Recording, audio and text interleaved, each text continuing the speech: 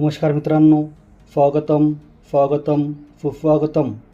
मित्रांनो, मी Devanand Dambare easy science and maths या यूट्यूब चॅनलमध्ये आपले सर्वांचे हार्दिक स्वागत करतो। विद्यार्थी मित्रांनो, आज आपण या व्हिडिओमध्ये सेमी इंग्रजी माध्यमाचा 11व्या पाठाचा स्वाध्याय पाहणार आहे। मित्रांनो, आज आपण या व्हिडिओमध्ये human body and organ system या पाठाचा स्वाध्याय पाहणार आहे। चला तर मग मित्रांनो, पाहूया exercise general science class 8 chapter 11 human body and organ system. प्रश्न क्रमांक 1, फाइंड आउट माय पार्टनर म्हणजेच माझा जोडीदार शोधा। क्रमांक 1, हार्ट बीट्स। उत्तर पर्याय क्रमांक डी 72, कारण हृदयाचे एका मिनिटात 72 ठोके पडतात। क्रमांक 2, RBC। उत्तर 50 ते 60 लाख पर मिलीमीटर क्यूब। क्रमांक 3, WBC। उत्तर पर्याय क्रमांक F 5000 ते 6000 पर मिलीमीटर क्यूब। क्रमांक 4, ब्लड डोनेशन। उत्तर पर्याय क्रमांक 1 350 ml। मित्रांनो, रक्तदान करताना प्रत्येक वेळी एका वेळेस 350 ml एवढं रक्त दान देऊ शकतो। क्रमांक 5, नॉर्मल बॉडी टेम्परेचर। उत्तर पर्याय C 37 डिग्री सेल्सिअस। आणि क्रमांक 6, pH ऑफ ऑक्सिजनेटेड ब्लड। उत्तर पर्याय क्रमांक B 7.4, कारण मित्रांनो शुद्ध रक्ताचा सामू 7.4 असतो। मित्रांनो, आत्ता आपण प्रश्न क्रमांक 2 पाहू। Complete the following table. खाली एक टेबल दिलेला आहे। तो टेबल आपल्याला पाठात दिलेल्या माहितीच्या आधारे पूर्ण करायचा आहे।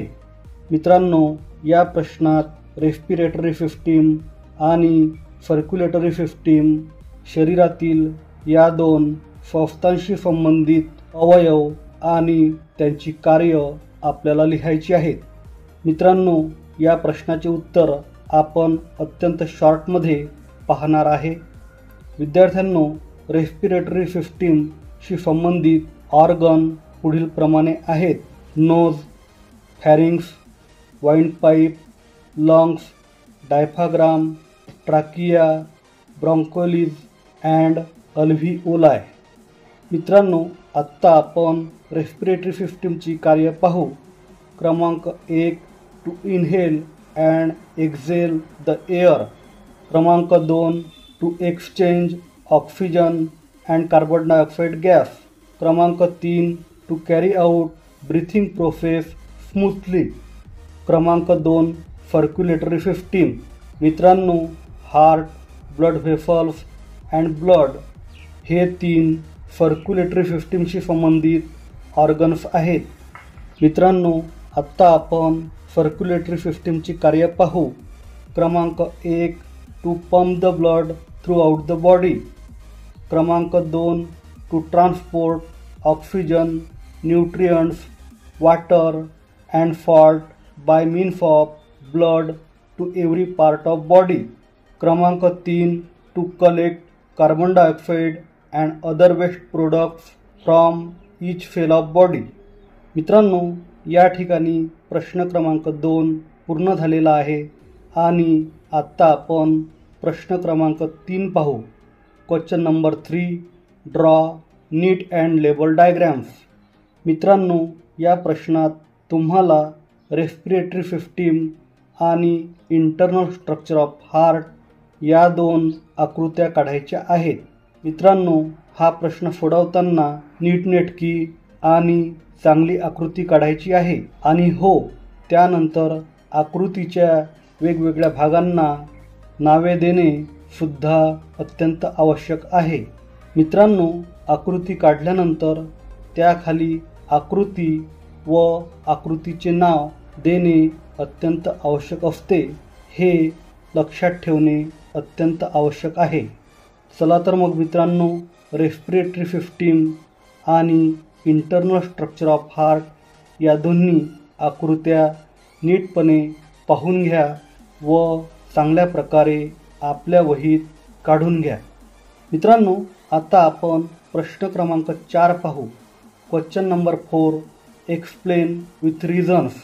या प्रश्नामध्ये दिलेले वाक्य तुम्हाला कारणासहित स्पष्ट करायचे आहे. या प्रश्नामध्ये एकूण 5 उपप्रश्न दिलेले आहेत. आत्ता आपण हे सर्व प्रश्न क्रमाक्रमाने पाहू. प्रश्न क्रमांक 4 मधील A, human blood is red colour. मानवी रक्त लाल रंगाचे का असते? मित्रांनो, तुम्हाला समजण्यासाठी आणि उत्तरे लक्षात ठेवण्यासाठी या प्रश्नाचे उत्तर विविध मुद्द्यांमध्ये दिलेले आहे. उत्तर: मुद्दा क्रमांक 1, human blood contains the protein haemoglobin in red blood cells. मुद्दा क्रमांक 2, haemoglobin is an iron rich compound. मुद्दा क्रमांक 3, iron gives red colour to red blood cells. So human blood is red coloured. प्रश्न 4 मधील B, upward and downward movement of diaphragm occurs consequently. उत्तर: पर्याय क्रमांक 1, the process of breathing include inhalation and exhalation. मुद्दा क्रमांक 2, when you inhale the diaphragm contract and moves down. मुद्दा क्रमांक 3, when you exhale the diaphragm relaxes and moves back up. मुद्दा क्रमांक 4, so continuous upward and downward movement of diaphragm is necessary to bring out the breathing process. प्रश्न क्रमांक 4 मधील C, blood donation is considered to be superior of all donations. उत्तर: मुद्दा क्रमांक 1, patient needs blood on accident or during surgical operations and in diseases like anaemia, thalassaemia and cancer. मुद्दा क्रमांक 2, the life of patient can be saved by blood donation. मुद्दा क्रमांक 3, hence blood donation is considered to be superior of all donations. प्रश्न क्रमांक 4 मधील D, person with O blood group is considered as universal donor. Answer: point number 1, person with O blood group can donate the blood to person having any other blood group. Point number 2, hence person with blood group O is considered as universal donor. प्रश्न क्रमांक 4 मधील E, food must have limited amount of salt. उत्तर: मुद्दा क्रमांक 1, the more amount of salt in food can be harmful to health. मुद्दा क्रमांक 2, the more intake of salt causes increase in blood pressure. मुद्दा क्रमांक 3, it is called as hypertension. मुद्दा क्रमांक 4, so to avoid it food must have limited amount of salt. प्रश्न क्रमांक 5, answer the following question in your on word. मित्रांनो, या प्रश्नांची उत्तरे तुम्हाला तुमच्या शब्दात लिहायची आहेत. मित्रांनो, अशा प्रकारचे प्रश्न लिहिताना अधिक गुण मिळण्यासाठी तुम्ही अशा प्रश्नांची उत्तरे मुद्देसूद लिहिणे अत्यंत आवश्यक आहे. कारण त्यामुळे तुमचे उत्तर नीट दिसते आणि परीक्षक तुम्हाला चांगले गुण देतात. प्रश्न क्रमांक 5 मधील A, explain the functional correlation of circulatory system with respiratory, digestive and excretory system. उत्तर: मुद्दा क्रमांक 1, the digestive system digest the food and convert it into soluble nutrients. मुद्दा क्रमांक 2, these nutrients are absorbed in blood by villi of intestine. मुद्दा क्रमांक 3. These nutrients are transported to each cell of body by circulatory system. मुद्दा क्रमांक 4. The respiratory system helps to oxidize carbohydrates with the help of oxygen in each cell. मुद्दा क्रमांक 5. In this process, energy is produced and this energy is used to carry out different work. मुद्दा क्रमांक 6. The excretory system helps to carry out waste product from blood to outside the body. प्रश्न क्रमांक 5 मधील बी. Explain the structure and function of human blood. उत्तर मुद्दा क्रमांक 1. Blood is red colored fluid material. मुद्दा क्रमांक 2. The blood is deep red in color and salty in taste. मुद्दा क्रमांक 3. The blood is fluid connective tissue. मुद्दा क्रमांक 4. The pH of blood is 7.4. So it is basic in nature. मुद्दा क्रमांक 5. Blood is mainly composed of two components. These are plasma and blood cells. मुद्दा क्रमांक 6. Blood plasma is pale yellow, clear and slightly alkaline fluid. It contains proteins like albumin, globulin, fibrinogen and prothrombin. मुद्दा क्रमांक 7. Blood contains 3 types of blood cells. These are red blood corpuscles, white blood cell and platelets. मित्रांनो, आत्ता आपण या प्रश्नातला दुसरा भाग पाहू, तो म्हणजे फंक्शन ऑफ ब्लड, रक्ताची कार्य. Point number 1. Blood transport gases like oxygen and carbon dioxide. Point number 2. Blood transport nutrients like glucose, amino acid and fatty acid throughout the body. Point number 3. Blood transport enzymes and hormones from the site of their production to the site of their action. Point number 4. Blood maintain constant body temperature 37 degrees Celsius by process vasodilation and vasoconstriction. Point number 5. Blood maintain the balance of minerals like sodium, potassium in the body. Point number 6. Blood forms the clot on wound and seal the injury. प्रश्न 5 मधील C. Explain the importance and need of blood donation. उत्तर मुद्दा क्रमांक 1. Blood does not manufactured in any industry. It is total natural material. मुद्दा क्रमांक 2. Patient needs blood on accident or during surgical operations. मुद्दा क्रमांक 3. Patients suffering from diseases like anemia, thalassemia and cancer also required blood. मुद्दा क्रमांक 4. If this patient does not get blood on time, then doctor cannot save the life of such patients. मुद्दा क्रमांक 5. The life of patient can be saved by blood donation. मुद्दा क्रमांक 6. Hence, blood donation is supposed to be superior of all donations. Question number 6. Explain the differences.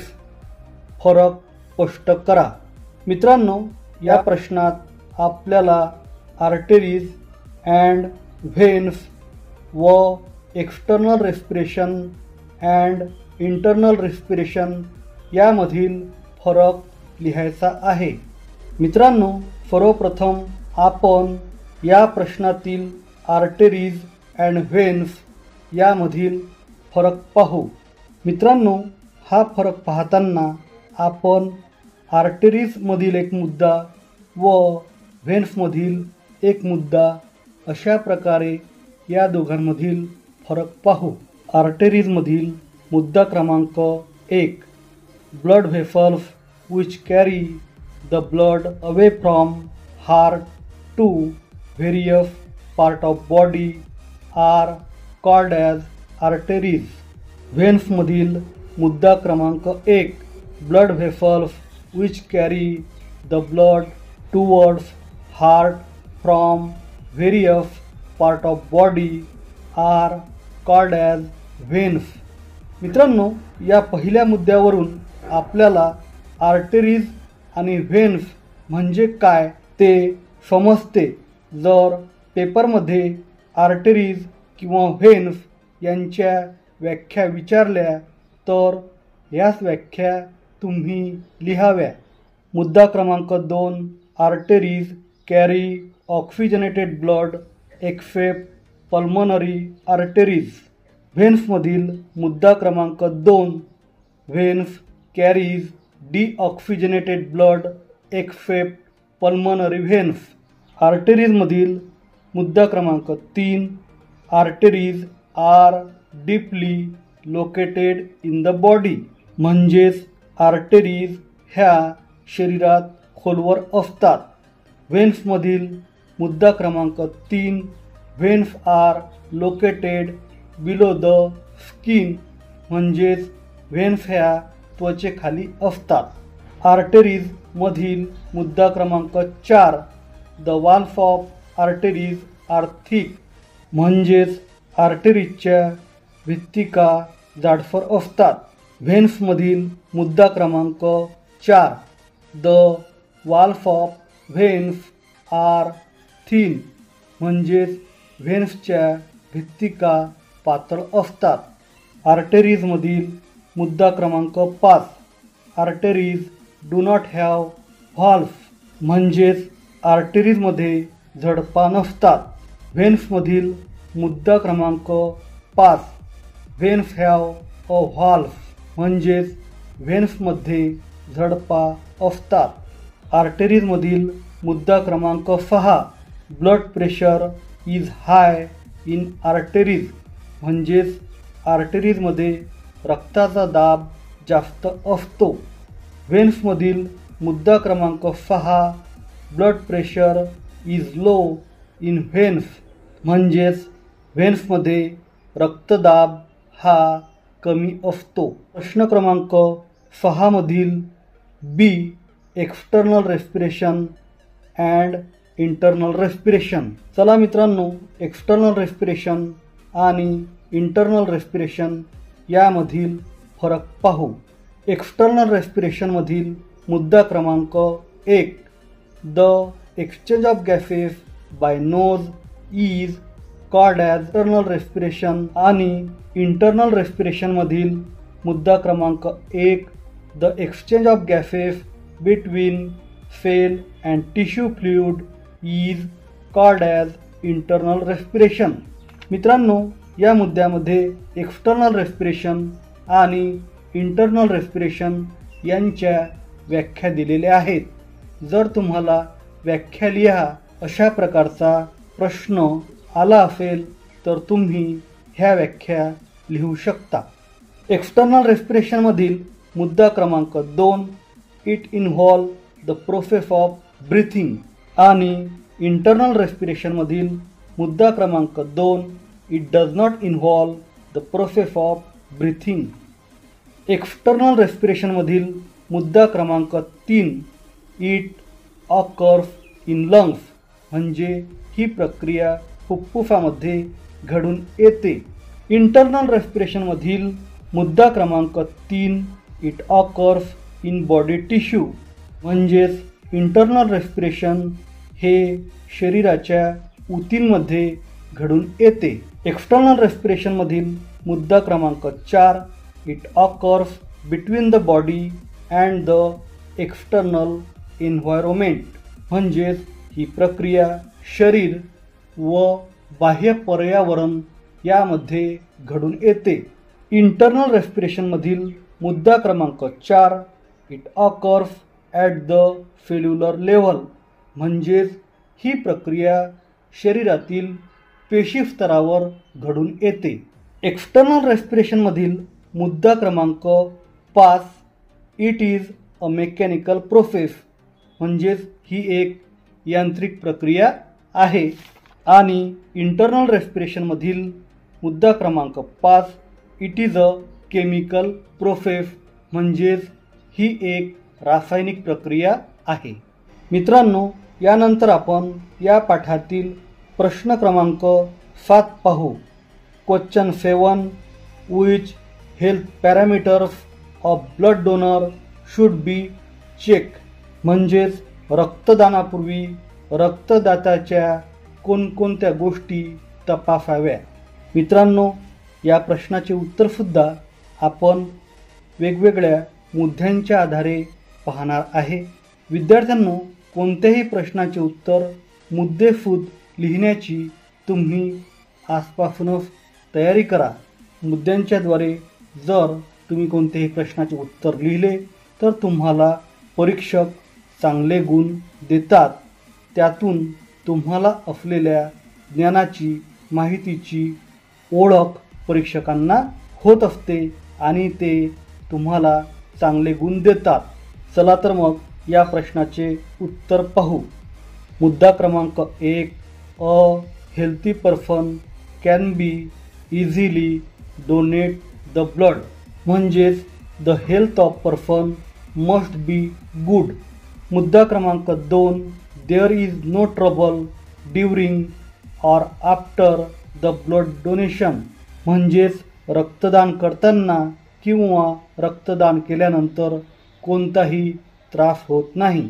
मुद्दा क्रमांक 3 healthy person of age more than 18 years can donate the blood for 3 to 4 time a year म्हणजेच रक्तदानासाठी त्या व्यक्तीचे वय किमान 18 असावे आणि एक व्यक्ती वर्षातून 3 ते 4 वेळा रक्तदान करू शकतो.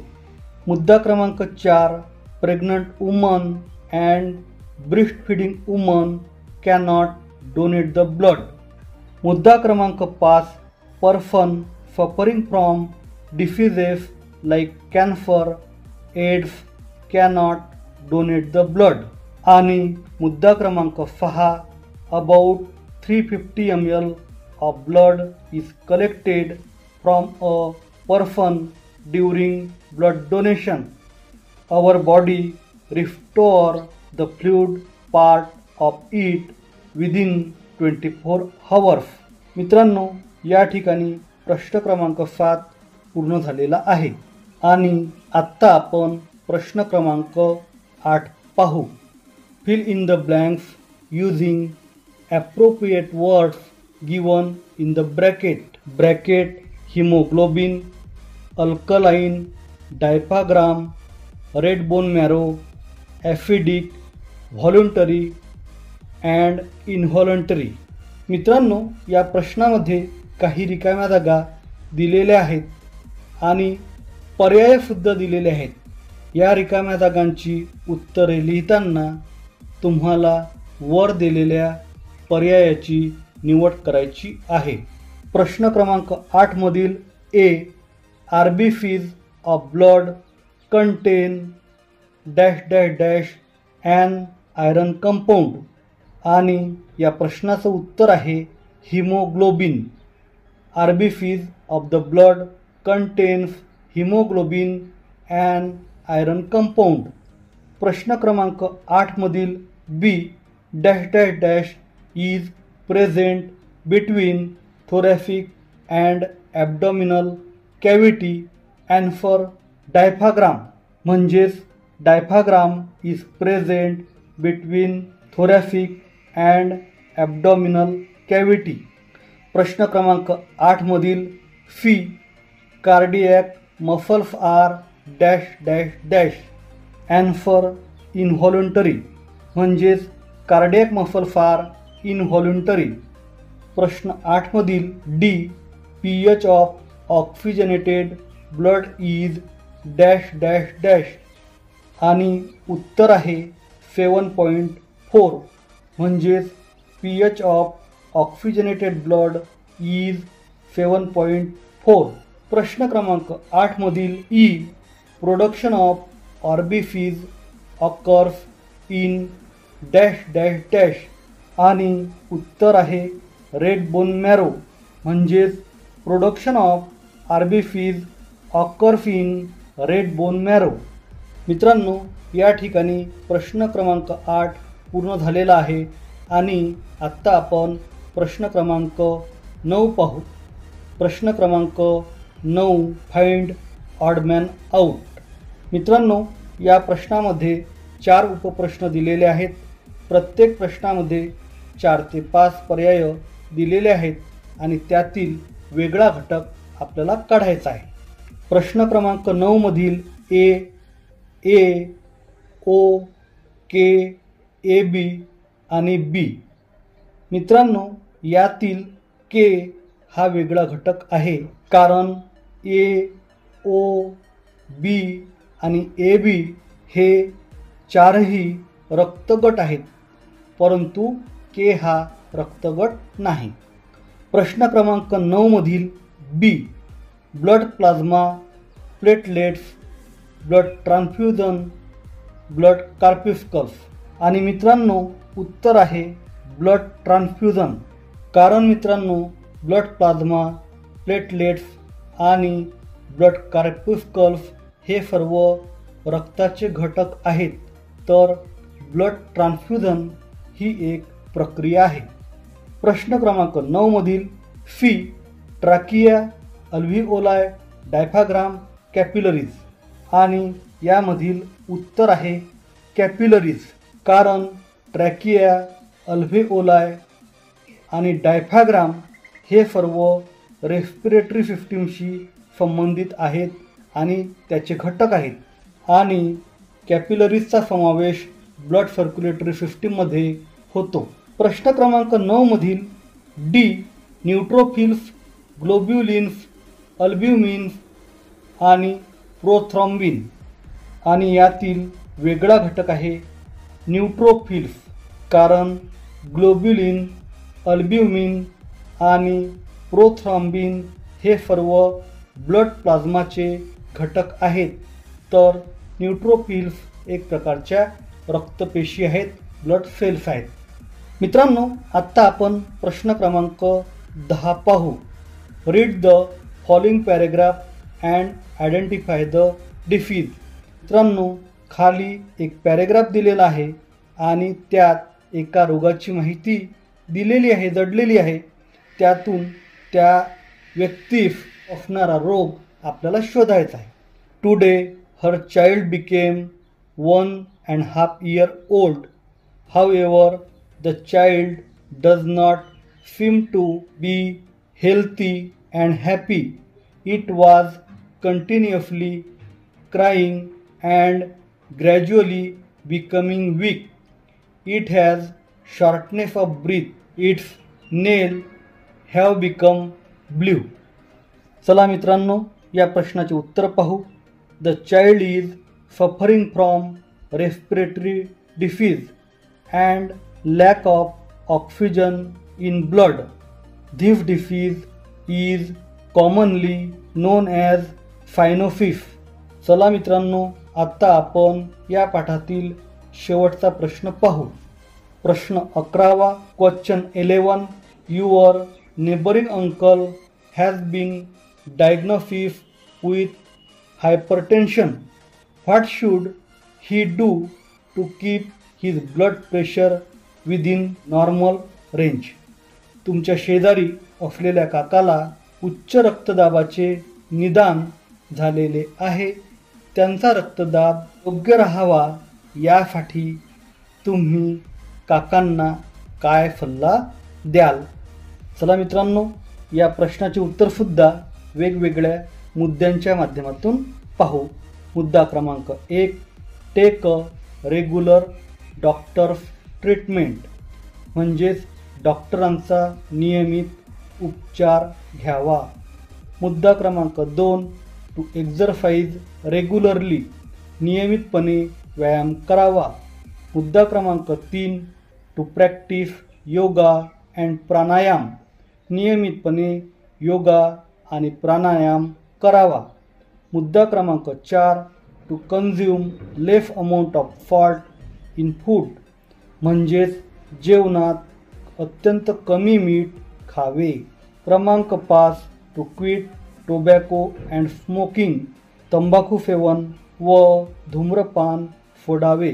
मुद्दा क्रमांक 6 to eat healthy diet like fruits and salad म्हणजेच आपल्या जेवणात भरपूर फळे आणि सलाद यांचा वापर करावा. मित्रांनो, या ठिकाणी या पाठाचा स्वाध्याय पूर्ण झालेला आहे. विद्यार्थी मित्रांनो, जर तुम्हाला हा व्हिडिओ आवडला असेल तर जरूर तुमच्या मित्रांना शेअर करा आणि आपले आवडते चॅनल सबस्क्राईब करा. धन्यवाद मित्रांनो. Thank you very much.